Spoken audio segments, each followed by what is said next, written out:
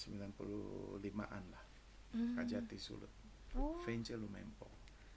kalau tanya orang tua mungkin Iya. tahu. Kita semua mulai, Pak. Boleh. Ya, halo Tribuners, kembali lagi di Tribun Podcast bersama dengan saya Maureen Mempo. Dan spesial hari ini kita memang selalu tidak jemu-jemu mengundang narasumber yang tentunya akan bincang-bincang, akan diskusi bersama, tentunya harapannya untuk jadi inspirasi untuk yang menyaksikan. Nah, di saat ini sudah hadir bersama dengan saya seorang putra Kawanua lah. Nah, yang sudah berkiprah di institusi kejaksaan sudah cukup lama, 35 tahun. 35 tahun. Nah, tapi di saat ini akan mengabdikan diri untuk pulang kampung dulu. Nah, Membangun negeri. membangun negeri. Untuk itu langsung saja saya perkenalkan, di sini sudah ada Bapak Jan Samuel Maringka. Halo Pak, apa kabar? Kabar baik, selamat pagi Tribuners, selamat pagi Maureen, terima kasih atas undangan dari Tribun untuk bincang-bincang pagi hari ini. Ini Ya. adalah kesempatan yang pertama, tentu kita sangat berterima kasih karena Tribun menjadi media yang sangat berimbang menurut kami dan memberikan kesempatan bagi kami untuk menyampaikan gagasan-gagasan dalam rangka ikut kembali pulang kampung membangun negeri sendiri. Oke. Pak Jan atau Pak JSM lah ya. Mana Pak balik? JSM yang sering. Jadikan Sulut maju. Oke. Nah, Bapak kalau mungkin boleh cerita sedikit ya, bagaimana mungkin latar belakang atau mungkin pengalaman sejauh ini dari Pak Jan dalam institusi kejaksaan begitu. Ya, saya bergabung di Kejaksaan tahun 89. Jadi kemarin tepatnya tanggal 2 April saya mendapatkan keputusan pemberhentian dari Bapak Presiden setelah 35 tahun pengabdian. Sebenarnya untuk jaksa kita masih memiliki 2 tahun lagi, tetapi ini adalah satu kesempatan, ini adalah suatu panggilan, it's now or never. Jadi saya memilih mengundurkan diri untuk mengikuti konstelasi pemilihan kepala daerah di Sulawesi Utara. Oke. Jadi saya mendaftar di Partai Gerindra. Kemarin pada tanggal 30 Maret teman-teman dari Partai Gerindra datang ke tempat saya untuk Rijo, Pak Yan mendaftar. Loh, saya jadi oh iya mungkin ini kesempatan yang baik.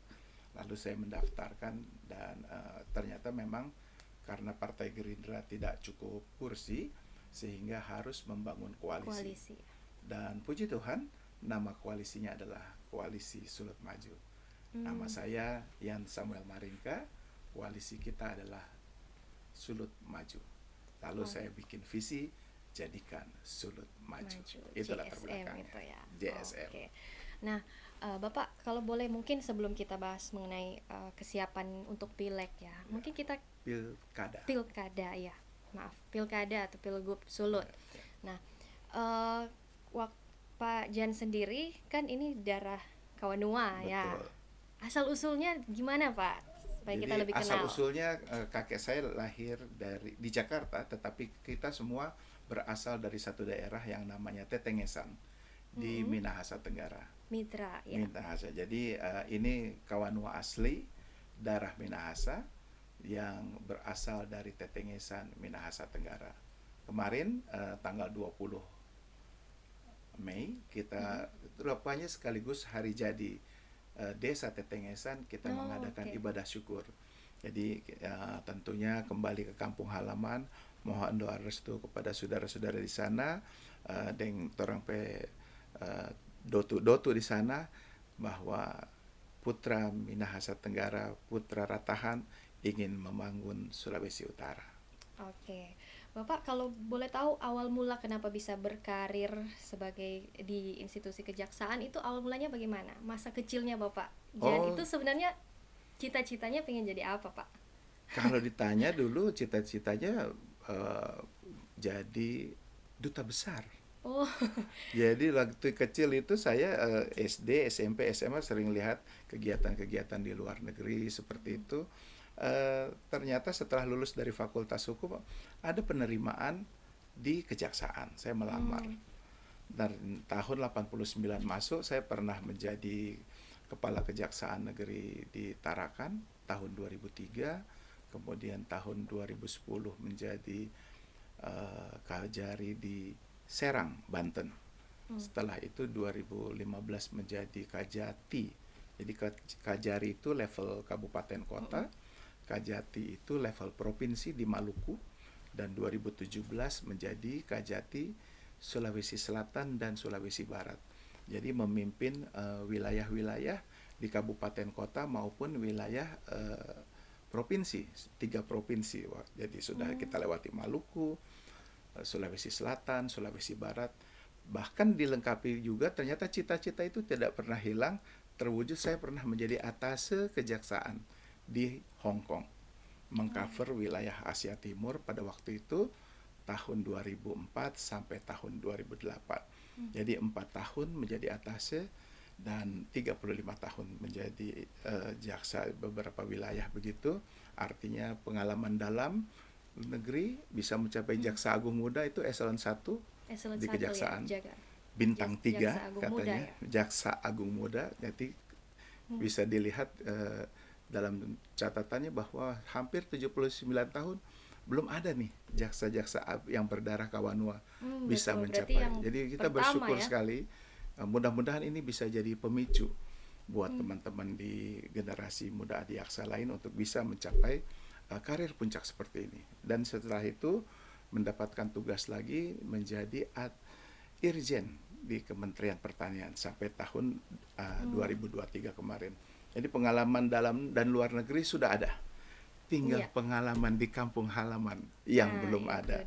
Kayaknya riwayat hidup ini tidak lengkap kalau kita tidak juga bermanfaat bagi masyarakat, khususnya membangun kampung halaman itu sendiri. Oke, jadi memang di karir di institusi kejaksaan sudah capai sudah juga nggak bisa kemana-mana. Ya, betul, Jaksa Agung Muda itu sudah tertinggi. Kalau mau lebih tinggi lagi, bukan jabatan karir, namanya jabatan politik, yaitu Jaksa Agung. Jadi betul. Kita sudah kalau karir ini sudah maksimal lah, dan itu saya capai hampir 7 tahun yang lalu di tahun 2017. Ya, so bintang 3 mau kemana lagi? Mau ya sudahlah, berhenti loh mengajukan permohonan untuk mengundurkan diri atas permintaan sendiri, dan puji Tuhan 2 April kemarin keputusan Presiden untuk pemberhentian dengan hormat sudah kami terima, dan sehingga kami melangkah lebih mudah lagi, dan sekarang sudah full untuk sosialisasi agar masyarakat Sulawesi Utara lebih mengenal lagi siapa itu Yan Maringka yang memiliki visi untuk jadikan Sulut maju.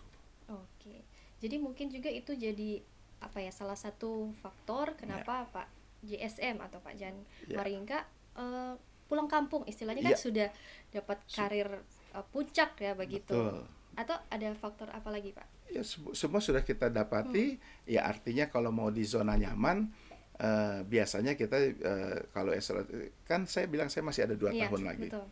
Kan duduk manis juga tetap dapat gaji. Tapi it's not me, itu bukan saya. Bagaimana saya senantiasa selalu saya katakan, dimanapun kita ditempatkan haruslah kita menjadi manfaat bagi masyarakat.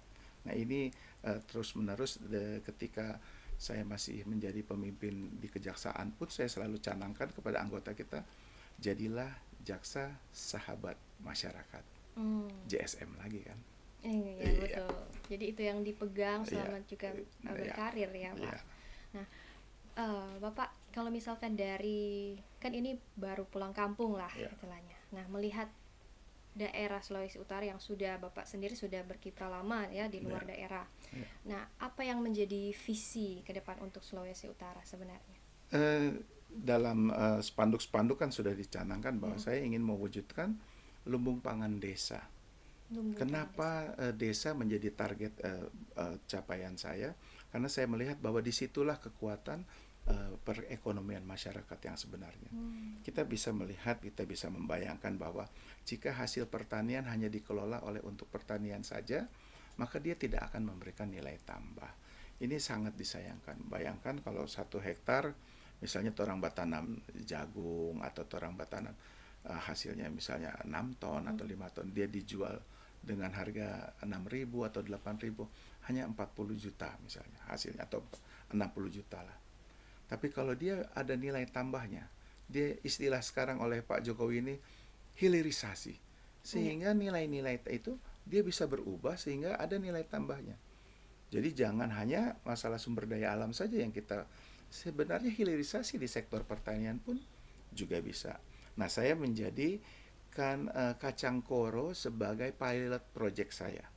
Jadi Kacang koro. ini adalah satu tanaman yang menjadi alternatif kedelai. Kita bisa melihat kalau kita tanam, eh, hampir 79 tahun ini Indonesia masih impor yang namanya kedelai. Ya. Padahal dia bisa menjadi makanan pokok, buat jadi tahu, buat jadi tempe, ada susu. Nah, kalau ini digantikan dan itu ada di Minahasa, ini kenapa nggak kita jadikan unggulan kita ke depan. Jadi kemarin saya sudah mulai bagikan bibit, membagikan pupuk. Kita lihat dalam 3 bulan ke depan, dan ini tidak terlalu lama sebenarnya. Ya. 3 bulan ke depan kita akan panen dan kita akan bikin percontohan. Kita akan memberikan mungkin bantuan UMKM. Jadi pertaniannya hidup, UMKM-nya hidup, itulah yang disebut hilirisasi. Inilah yang menjadi nilai tambah. Ini yang akan kita lihat bahwa ini menjadi kekuatan dari lumbung pangan desa itu sendiri. Bisa dibayangkan ini ternyata inline, satu garis dengan kebijakan Bapak Presiden kita yang terpilih. Pak Prabowo Gibran ini punya program makan siang dan minum susu gratis. Iya. Jangan semua ini harus ininya impor. Kenapa gak kita bangun mulai dari kekuatan desa kita sendiri? Nah, ini yang ingin kita tawarkan, learning by doing. Kita ingin tunjukkan 1.800 desa. Saya ambil contoh beberapa sampel desa saja. Nanti kita akan tanam di situ, kita akan panen di situ, kita akan hilirisasi di situ. Mungkin saya melihat kemarin di Tomohon bisa menjadi salah satu, di Minut, di Kota Mubago, dan mungkin di daerah salah satu di Nusa Utara. Ini kita wujudkan. Kalau ini bisa berhasil, inilah yang akan kita lakukan secara bertahap di 1.800 desa di Sulawesi Utara. Akan kita jadikan kekuatan lumbung pangan mulai dari desa untuk Sulawesi Utara. Itulah jadikan Sulut Maju, salah satu yang ingin kita jadi itu yang jadi fokus utamanya juga ya. Passion saya bahwa kita bisa wujudkan, dan itu ada di kampung halaman, dan ini kampung halamannya Bapak Prabowo sendiri. Kalau ini kita tidak bisa wujudkan, kan sayang, nanti dibilang omon-omon. Saya bilang nggak usah omon-omon, ayo kita kemon. Jadi kemarin saya sudah mulai bergerak. Mudah-mudahan ini bisa langsung terlihat hasil nyatanya, nggak pakai lama. Agustus sudah bisa kita panen raya. Jadi sudah dijalankan ya. Sudah Pak. Kita jalankan. Jadi dapat insight juga mungkin ketika menjabat Nilai sebagai tambah. Insinyur Irjen. Saya jadi Irjen. Ketika itu saya keliling. Ya. Orang pikir, saya lihat, saya petakan bagaimana kekuatan pertanian kita. Kan dulu kita pernah ingat kejayaan Sulawesi Utara. Mungkin belum lahir pada saat yang namanya di saat Indonesia Krismon. Ternyata Sulawesi Utara tuh Christmas. Kenapa? Karena kekuatan ekspor kita. Nilai dolar yang begitu tinggi, kita ekspor kan menjadi nilai tambah. Nah, ini yang harus kita kembalikan lagi. Pulihkan kejayaan pertanian, maka Sulawesi Utara akan menjadi yang terdepan. Itu cita-cita kita. Oke.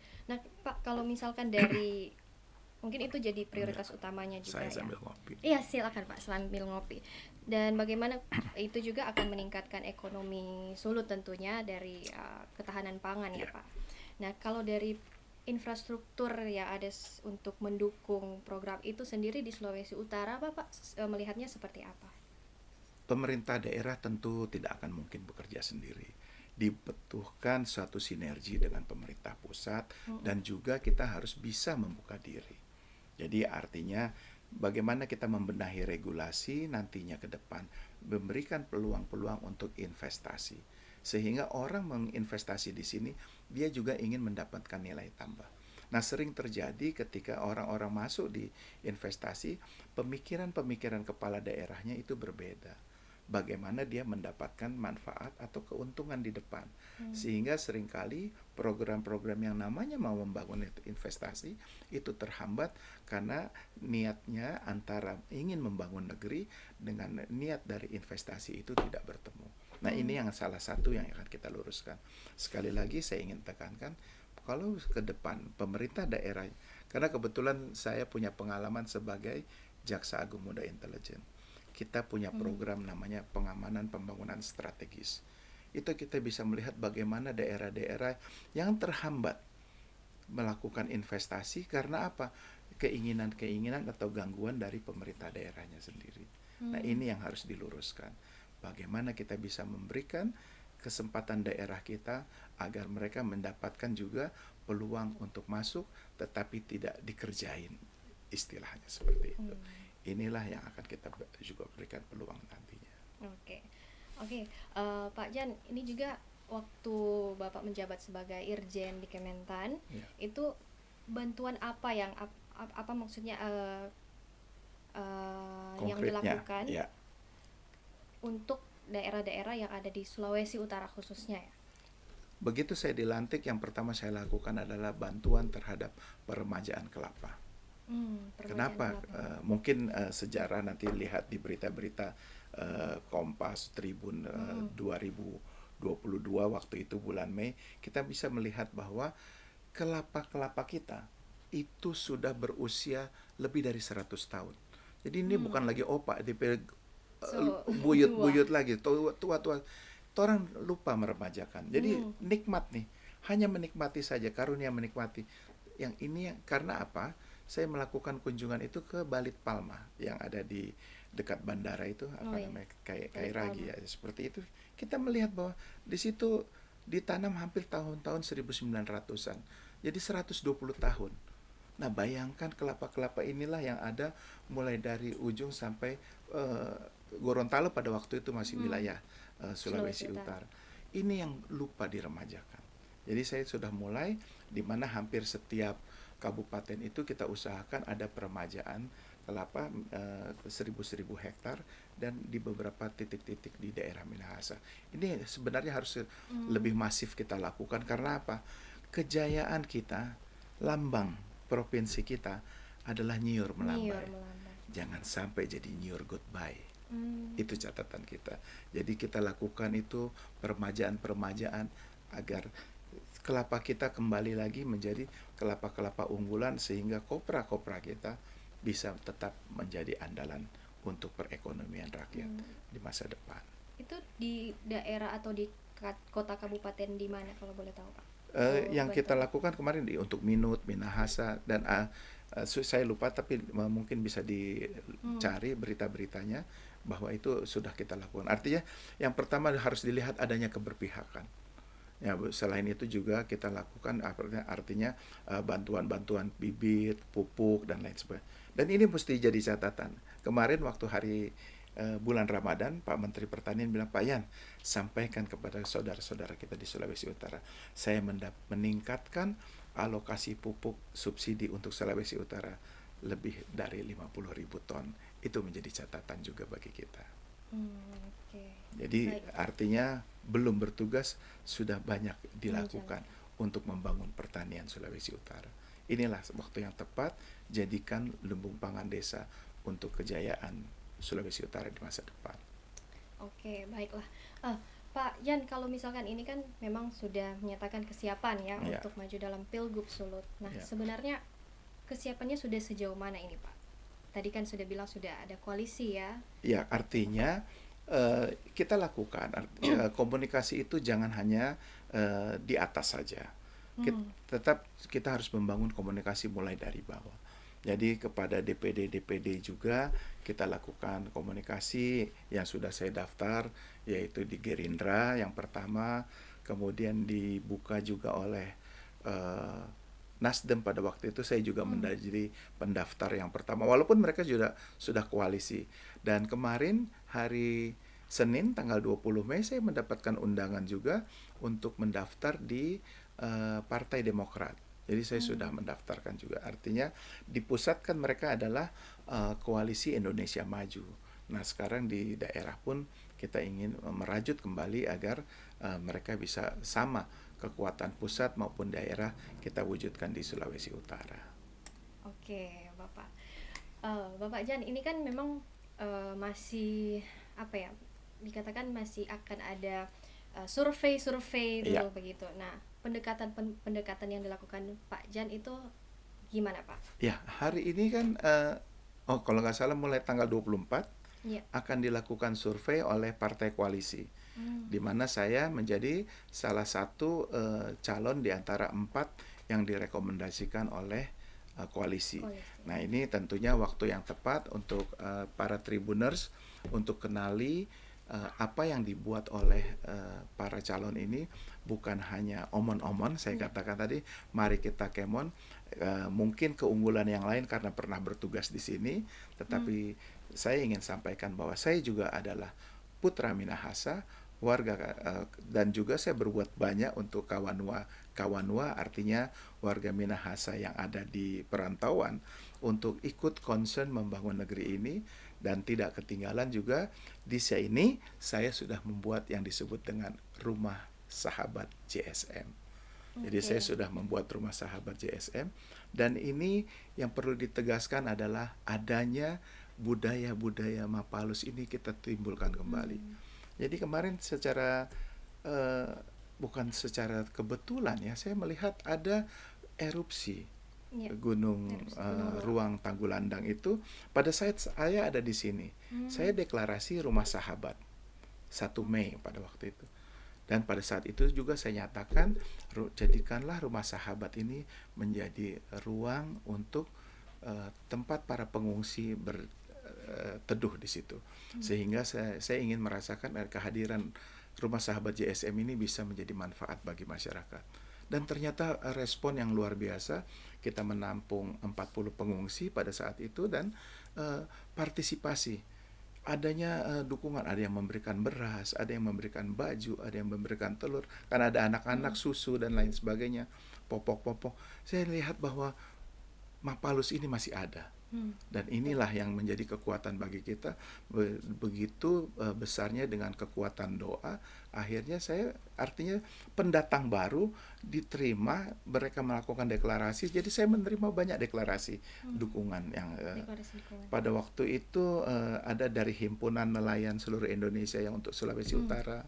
Kemudian ada juga dari Himpunan Petani, yang otomatis kacang koro itu Iya. sudah saya ajak untuk mendukung dukungan. Dan tidak ketinggalan tanggal 20 Mei juga kemarin, dukungan dari Laskar Merah Putih di bawah binaan dari Ibu Maya Rumantir.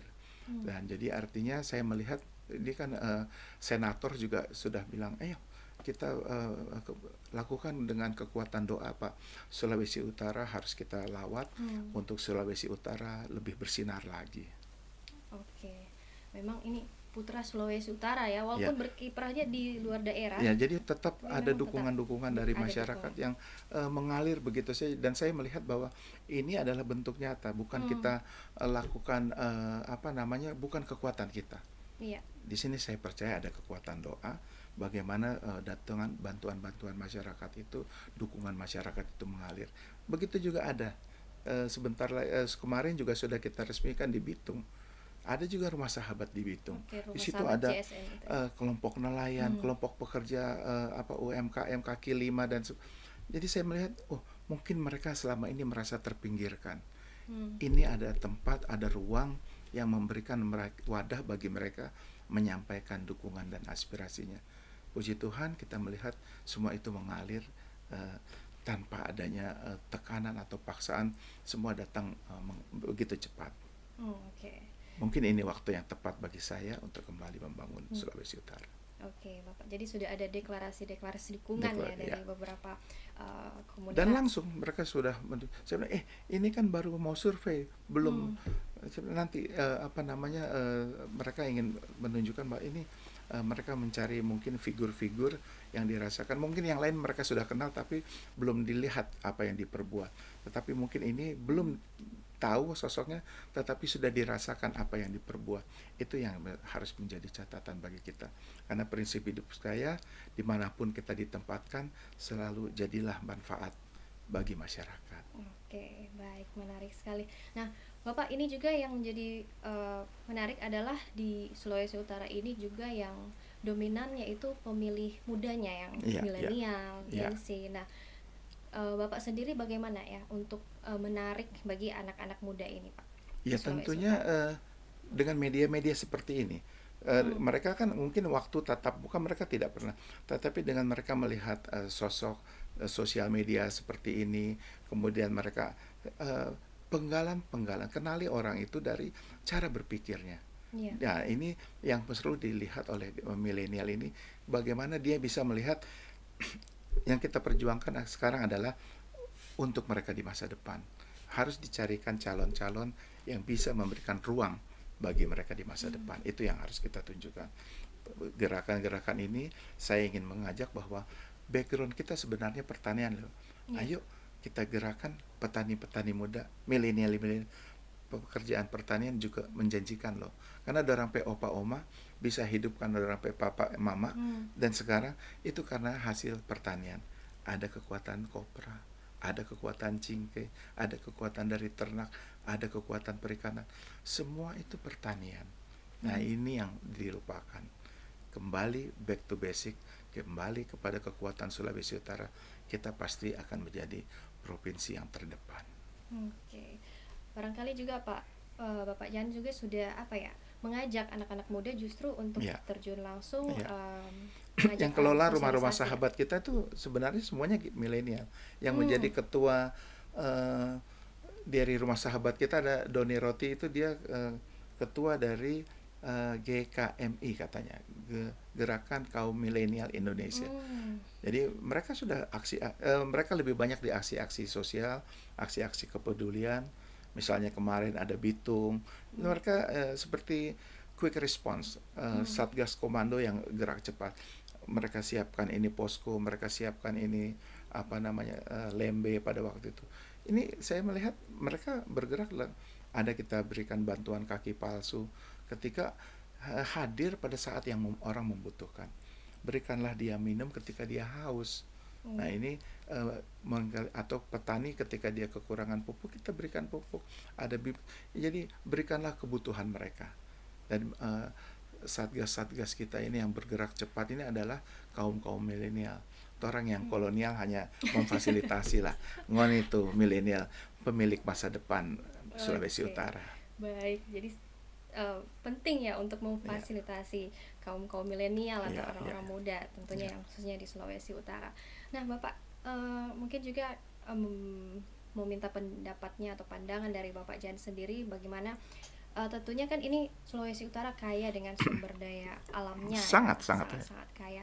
Nah, bagaimana kedepannya agar supaya pengelolaannya itu bisa berkelanjutan begitu, sehingga memastikan kelestarian lingkungan yang ada di Sulawesi Utara. Ya, tentunya pertama kan tetap kita lihat adanya regulasi. Hmm. Regulasi ini adalah menjaga.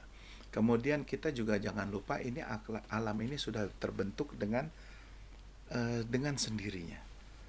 Ini bagaimana kita mengarahkan mereka agar juga menyadari bagaimana kita bersahabat. Hmm. Ketika kita bersahabat dengan alam, maka alam menjaga kita. Kita jaga alam.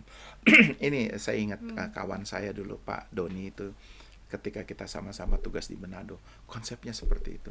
Kita jaga alam, maka alam jaga kita. Betul. Adanya gangguan. Sebenarnya saya katakan dalam pengalaman lah, tadi Hmm. dalam bincang-bincang saya katakan banyak negara sudah memang dari awal memiliki proses-proses yang keadaan alamnya sudah seperti itu.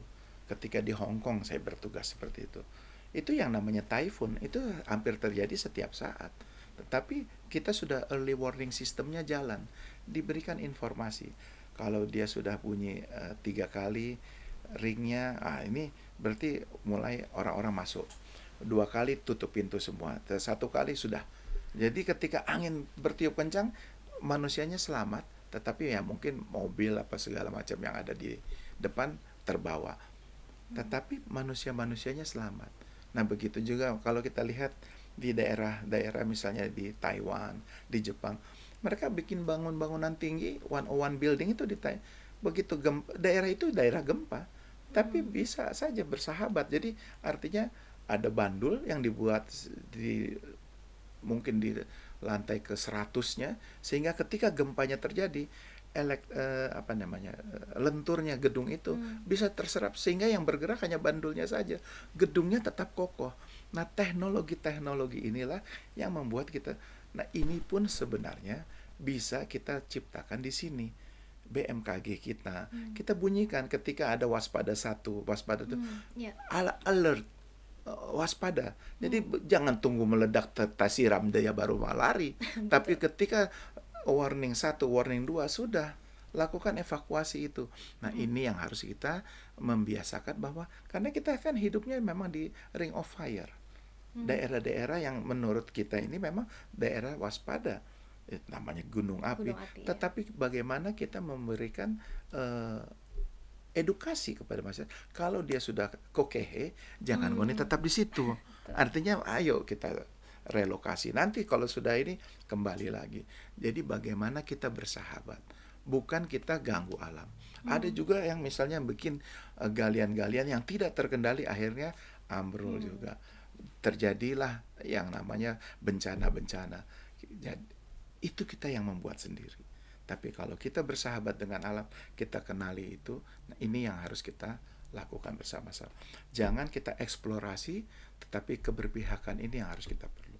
Jadi boleh kita menikmati, tetapi kita jangan lupa anak cucu kita menikmati. Misalnya ada ilegal tambang yang menggunakan merkuri, kemudian buang limbahnya ke kali, lalu masuk ke sungai, akhirnya dimakan. Yang makan kembali ke anak cucu kita lagi. Ya, betul. Dampaknya apa? Ya, itu kita akan lihat sendiri. Ini yang harus kita ingin keuntungan sesaat, tetapi generasi muda kita ke depan akan kehilangan masa depan. Oke, baik. Kita jaga alam jaga itu kita. pentingnya, kita jaga alam jaga kita. Iya.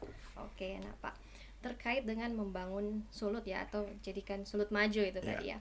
Dari Bapak kan sudah berkarir juga sampai internasional begitu. Iya. Nah, dari Bapak Jan sendiri, Mungkin pengalaman internasional, ya berbagai penugasan itu, baik di luar negeri, baik sebagai irjen, baik sebagai jaksa. Inilah yang akan mengilhami, jangan hanya kita yang menikmati. Ayo kita bagikan, kita implementasikan di kampung halaman. Mungkin itu maksudnya. itulah referensi dari Referensinya. luar negeri Ya untuk artinya membangun. jangan kita hanya memperkaya diri kita sendiri. Bagaimana kita ada dan dirasakan bermanfaat bagi orang lain. Iya. Sito timo Timo. temoto. Itu Betul. yang harus dicatat. Nah, Bapak terkait dengan bagaimana Bapak juga punya pengalaman juga ya di luar negeri, apakah bagaimana kemudian ada jaringan-jaringan yang nantinya juga untuk memajukan Sulut Pasti. ini? Ya, karena kan dengan networking itu kita nggak mungkin sekali lagi, jangan kita mengandalkan kekuatan kita sendiri. Ya. Bagaimana kita membangun sinergi. Dan itu yang harus kita katakan. Our network is our future.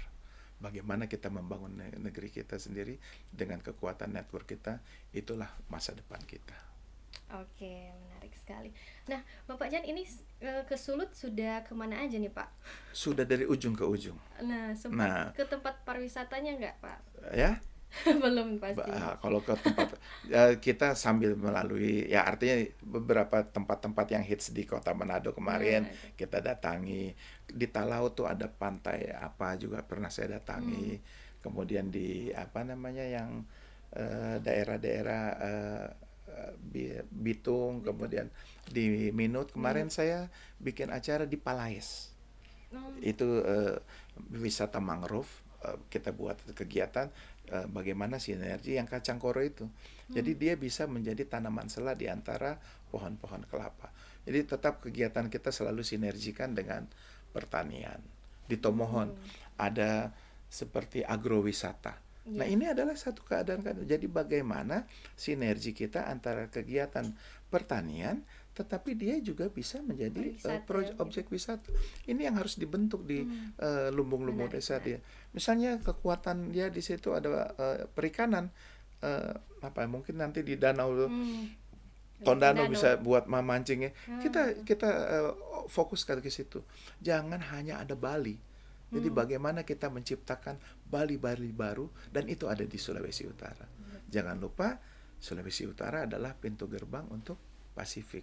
Itu yang sering kita lupakan. bahwa sekarang penerbangan connecting kan sudah ada dari China, dari mana, itu harus kita manfaatkan keberadaan mereka. Karena ini kita bisa melihat bahwa Cina itu hampir 2 miliar. Dia keluar 1 juta orang saja, tidak berkurang penduduknya, dan itu akan wisata traveling kemana saja. How dia spend money di sini. Dan itu yang harus kita lihat, bahwa ini kalau kita tidak bisa manfaatkan itu, sayang sekali katanya. Wisata pantai kan mereka pasti rindu sekali, karena mereka wisatanya daratan yang begitu luasnya. Nah, kita harus tunjukkan bahwa kita memiliki spot-spot wisata yang bisa menarik kaum wisatawan sambil makan. Kebetulan kita kan nggak ada hambatan dengan harus kita tunjukkan bahwa kebinekaan kita tuh ada di sini. Ini yang nggak boleh dilupakan. Keunggulan kita adalah welcome dengan warga negara asing. Mungkin daerah-daerah lain agak tertutup, tapi kita adalah hampir optimalkan. Jangan hanya Bali yang terbuka, Sulawesi Utara pun juga bisa terbuka. Inilah kekuatan pariwisata kita. Pariwisatanya hidup, otomatis juga pertanian hidup, karena orang tetap jalan-jalan perlu makan. Jangankan untuk tamu-tamu orang kita, tamu-tamu pun juga perlu makan. Jadi jangan lupa itu, kekuatan pertanian adalah kekuatan perekonomian yang menjanjikan di masa depan. Oke, baik. Banyak sekali hal-hal menarik yang boleh digali sebenarnya, tapi waktu kita singkat, Pak. Mungkin terima kasih. Dan Yang penting saya sudah memberikan terima kasih kepada Tribun yang sudah memberikan kesempatan untuk menyampaikan visi, karena tak kenal maka tak sayang. Nah, inilah ngonipe calon torang deng Om Kumis jadikan sulut maju. Oke, baik. Karena calon lain nggak ada kumisnya. Jadi torang deng Om Kumis, begitulah istilahnya. Jadikan sulut maju. Jadikan sulut maju. Oke, terima kasih Bapak Jan Samuel Maringka sudah berbagi dengan kita di sini tentunya. Semoga juga jadi inspirasi untuk orang-orang muda juga di Sulawesi Utara, jadi putra Kawanua yang tentunya berprestasi dimanapun kita ditugaskan atau ditempatkan. Dimanapun kita ditempatkan, jadilah manfaat bagi masyarakat. Oke, baik. Terima kasih Bapak sekali lagi. Terima kasih Tribuner sudah menyaksikan. Sampai jumpa di Tribun Podcast lainnya. Sampai baku dapa. Sampai baku dapa. Oke, baik. Thank you. Jadi gugup saya, Pak. Kenapa gugup?